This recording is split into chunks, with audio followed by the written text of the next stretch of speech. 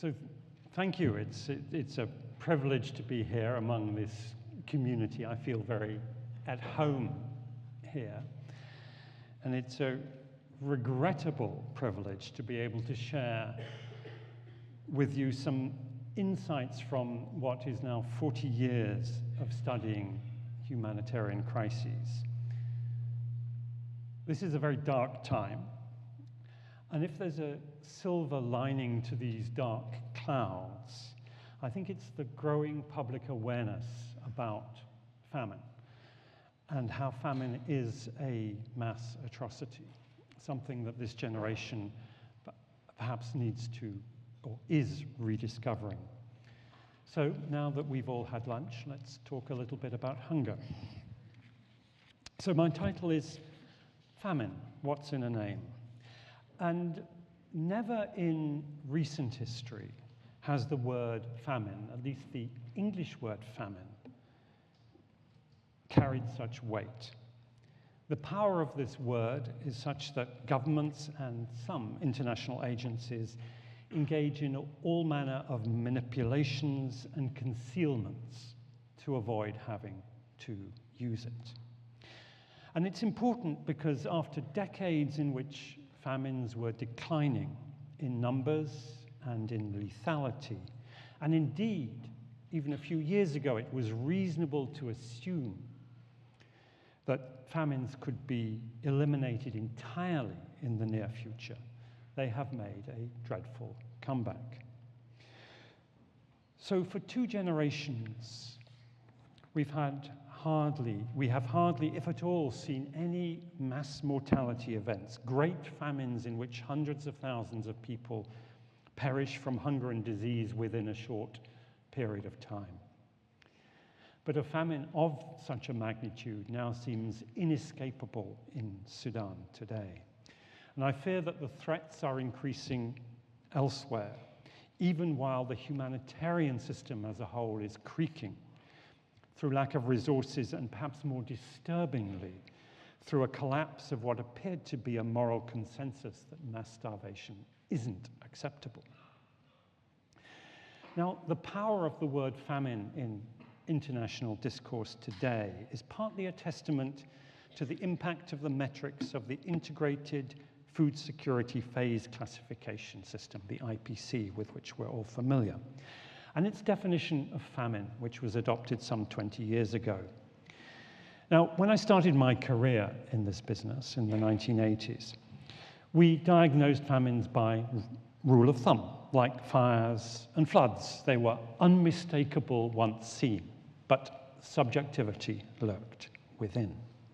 The IPC definition is precise, which is a strength, demonstrating with the necessary degree of confidence that a famine is occurring requires a process that is at once rigorous and demands of those making the assessment a judgment call based upon professional discretion. But that's a backhanded compliment. The precision can be a liability. The IPC and its American cousin FuseNet do their jobs, I think, remarkably well. Political leaders in countries afflicted by famine and in allied and donor governments try to hide behind the wrinkles in the system to escape their responsibilities.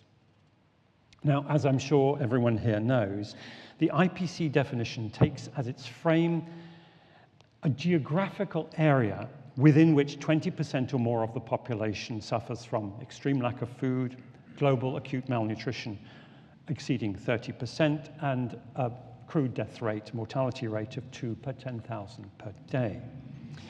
And moreover, and this will be really the key point of my presentation, the IPC definition and threshold leads to a conceptualization of famine that is both extreme and narrow. The broader processes of generating famine may fall out of focus, and so too the disruptive and longer-term lethal impacts of those processes, including in instances that don't meet the IPC 5 famine criterion. Now, I also study genocide and mass atrocities, and historians of this will recognize similarities here, an echo with how the broad socio-political conceptualization of genocide in the writings of Raphael Lemkin in the 30s and 40s was winnowed down to a much narrower legalistic definition found in the 1948 Genocide Convention.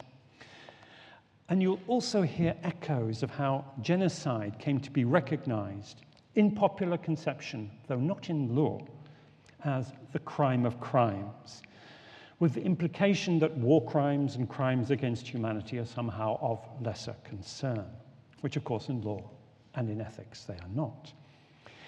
And as cases of genocide come before international courts, the question of whether an atrocity qualifies as genocide can hinge on fine matters of law, specifically proving intent, that seem to the layperson or the survivor to be technicalities, to be trivia.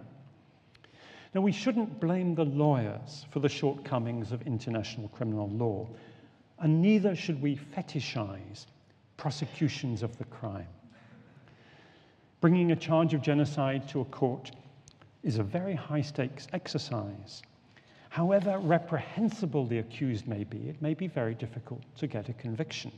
And there's a danger that an individual or a state that is found not guilty of genocide as such will celebrate that fact. Let's say a person or a government is found responsible for crimes that are in law just as grievous as genocide, but the genocide charge doesn't stick.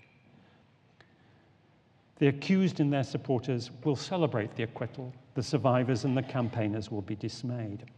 So too with famine and IPC 5 famine. Thousands, hundreds of thousands may die a needless, painful, and humiliating death.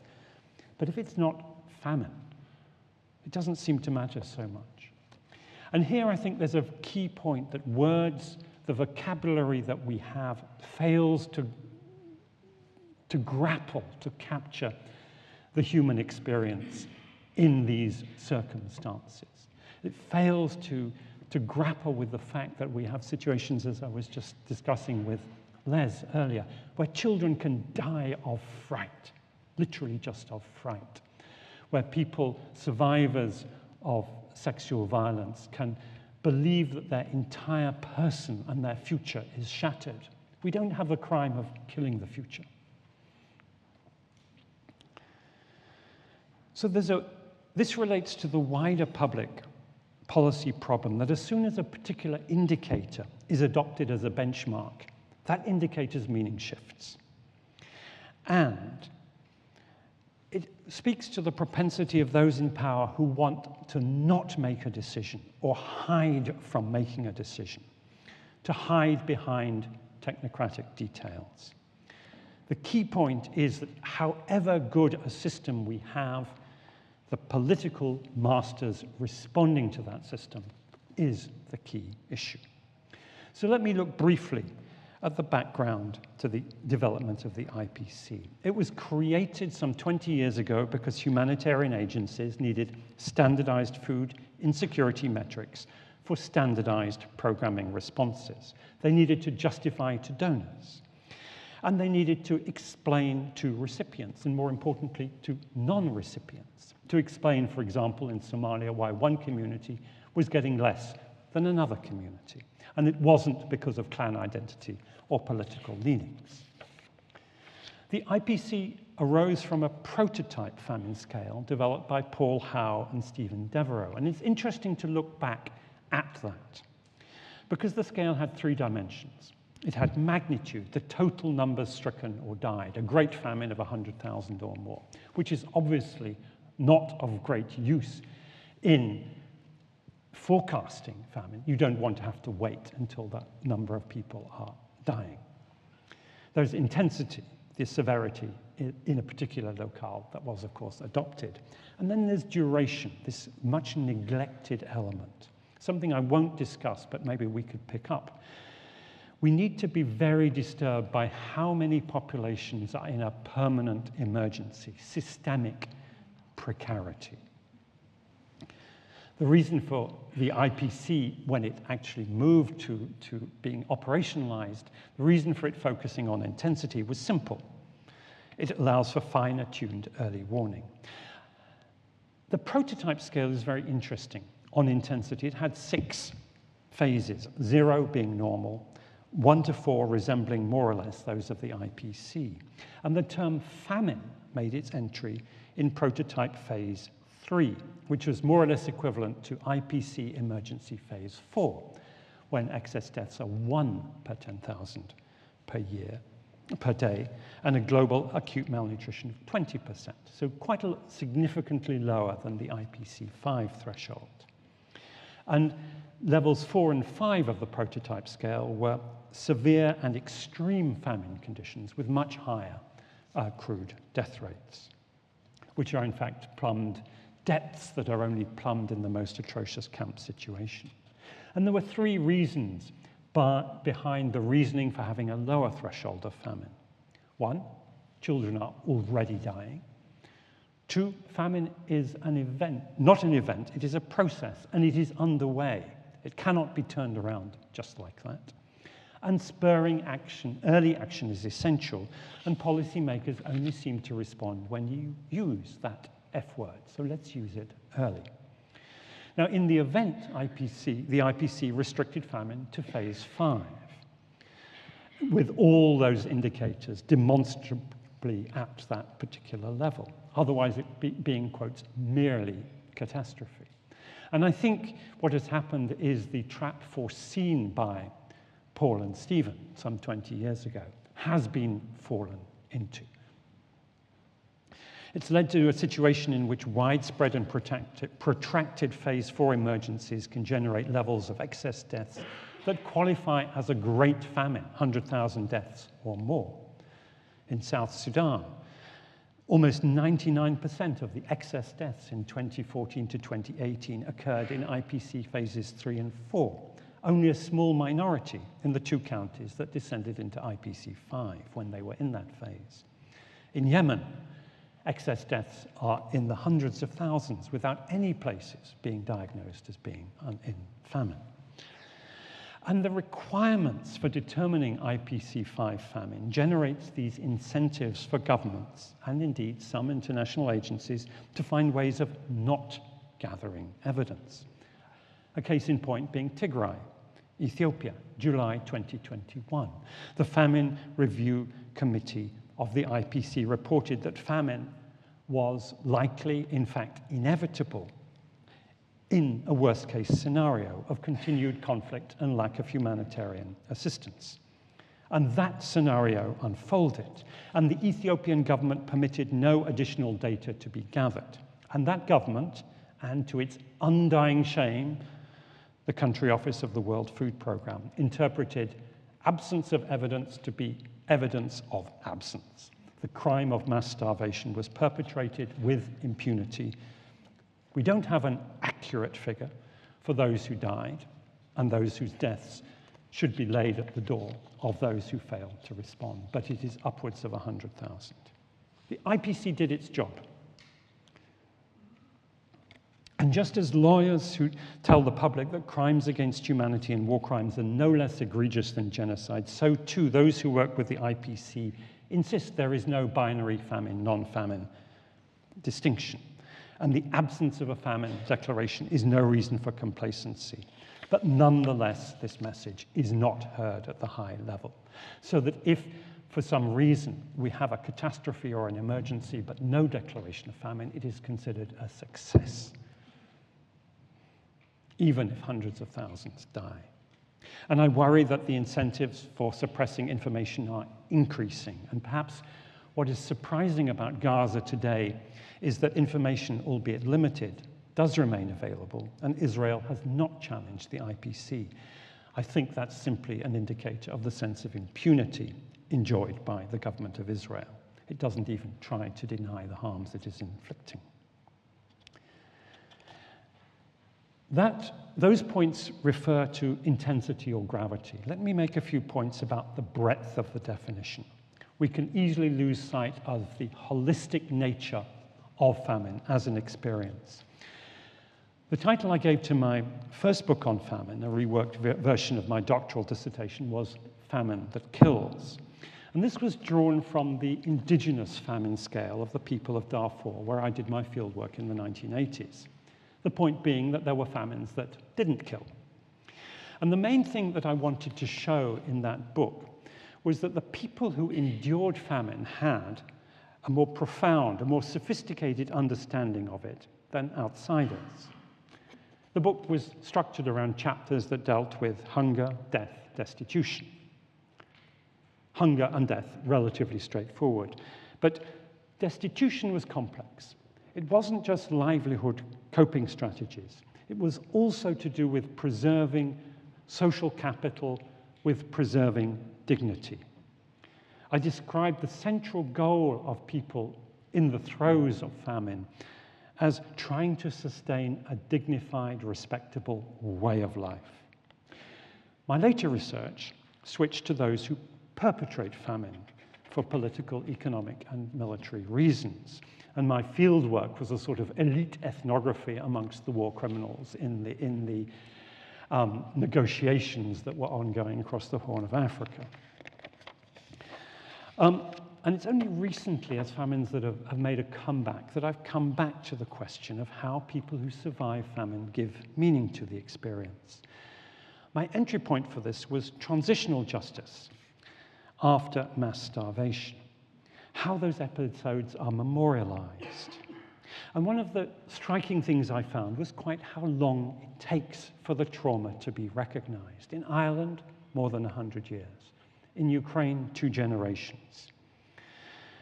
Most famines are remembered privately in ways that are personal, intimate, and pervasive. And once you know what to look for, you sense it everywhere in these societies. The abiding memories of the survivors and their children and grandchildren are shame, indignity, humiliation. And research into memories remembers the quotidian events, hiding little stores of food from neighbors and cousins, turning away hungry children, little petty cruelties, stealing food.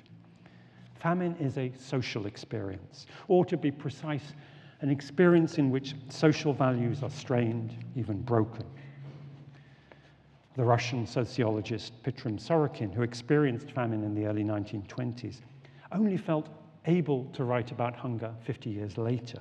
And he memorably described starvation as stripping the social garments from human beings, leaving them naked animals on the naked earth. Which brings me to the question of famine perpetrators also. More broadly, the beneficiaries of famine. Famines in Russia and the Soviet Union were famines of policy, as indeed most famines are today. The war crime of starvation is defined in the Rome Statute of the ICC, Article 8(2)(b)(25), intentionally using starvation of civilians as a method of warfare by depriving them of objects indispensable to their survival, including willfully impeding relief supplies. It's worth noting that starvation is broader than hunger. It includes medicine. It includes deprivation of medicine, clean water, sanitation, shelter, fuel for cooking and heating, maternal care for young children. Because no prosecutions have been brought, there's no case law. So we don't know how broadly the term objects indispensable to survival would be interpreted by a court. It might mean access to information, ability to move freely. Starvation is also prohibited in other bodies of international law.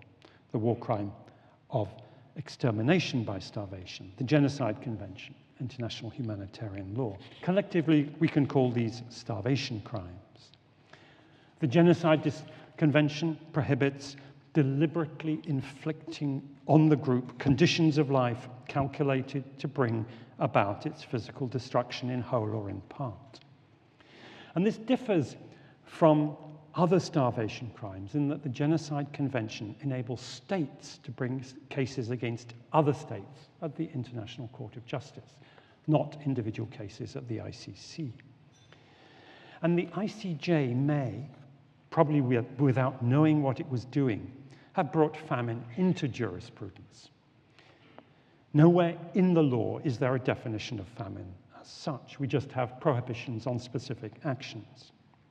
But in March, in the case brought against Israel by South Africa, the ICJ found that the imminence of famine in Gaza, according to the IPC Famine Review Committee, was material grounds for issuing a new instruction to Israel to ensure the immediate and effective provision of humanitarian assistance. For the first time, to my knowledge, a famine determination has been used in a legal process in this way. And I welcome this, and I also welcome the increased attention to starvation crimes and the pressure for them to be prohibited, to be exposed, to be punished, though that doesn't seem to be deterring Israel as we speak. But my point is that focus on starvation crimes is also narrow. It points us to individual actions or state actions that can be prosecuted. It may also take us to the underexplored areas of how restitution and compensation and transitional justice may be obtained, including truth-telling, memorialization, which I think are very important. But the law's focus on survival brings us back to human life, important though it is, incomplete, not ways of life. And the focus on criminal conduct obscures the wider economic and political processes that may generate famine. Many deprivations that cause starvation are not in themselves criminal. And indeed, economic policy decisions, however reprehensible or reckless, are not usually considered to be criminal. We need wider accountability, public awareness about the political nature of famine. I've called this an anti-famine political contract. So let me conclude by gathering these threads together. So our challenge, I think, in using the word famine is a definition that serves two purposes. One is to focus on the extremity, mass starvation. The narrow definition of the IPC does serve a vital purpose. And sadly, that purpose is going to become more salient as more mass mortality events loom. The second is no less important, which is to keep within sight the broader social processes and impacts of famine, the broader range of harms encompassed within food crisis, food emergency, as well as famine. How damaging it is to destroy a way of life that has profound implications for health and survival, including these long-duration emergencies. But finally, I want to emphasize that the food crisis early warning systems are fundamentally good for purpose. They have flaws, but they do the job of alerting us to the scale and trajectories of major food crises. The problem is not the warnings. The problem is those who don't want to hear them.